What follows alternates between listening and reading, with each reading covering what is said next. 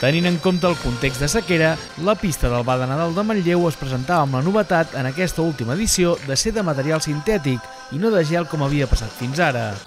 L'Ajuntament tenia inicialment la intenció de mantenir la superfície que la instal·lació havia tingut els darrers anys, d'uns 1.000 metres quadrats, però per una incidència en la contractació, la pista que finalment es va muntar a la plaça Fra Bernadí era substancialment més petita, d'uns 220 metres quadrats, complementada amb un circuit d'aventura.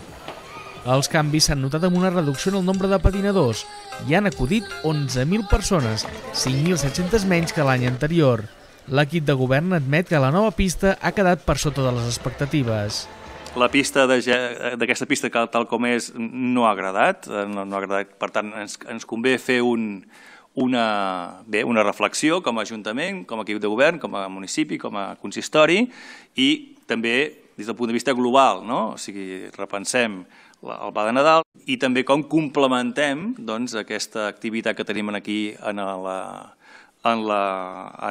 plaça Fra Bernadí durant aquest mes, des del 6 de desembre, una mica més d'un mes, fins al 8 de gener. En el cas del Campament Reial i l'anul·lació de la cavalcada per la previsió de pluja i la seva substitució per un espectacle al pavelló, que han motivat crítiques de l'oposició, el govern defensa les decisions preses. Segons la regidora de Festes, que la pàgina web on es podien reservar les entrades pel campament arribés a col·lapsar-se per l'alta demanda, demostra que l'activitat té èxit.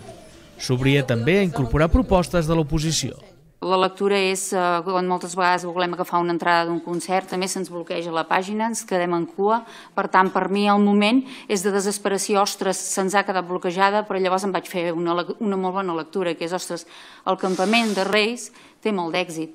Llavors, podem fer un combinat, cert, sí, podem buscar altres fórmules i ho treballarem i estem oberts a parlar-ho. Jo al final em quedo amb la carona dels nens, l'alegria, perquè al final els que som crítics som els adults. El grup més crític amb el funcionament del Campament Reial ha estat la CUP, que demana que se'n canviï el model perquè hi puguin accedir tots els infants.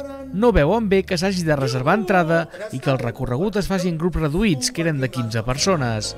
Aquesta circumstància també la destacava Esquerra, que considera que es pot repensar el campament sense els condicionants que s'hi van aplicar per la pandèmia.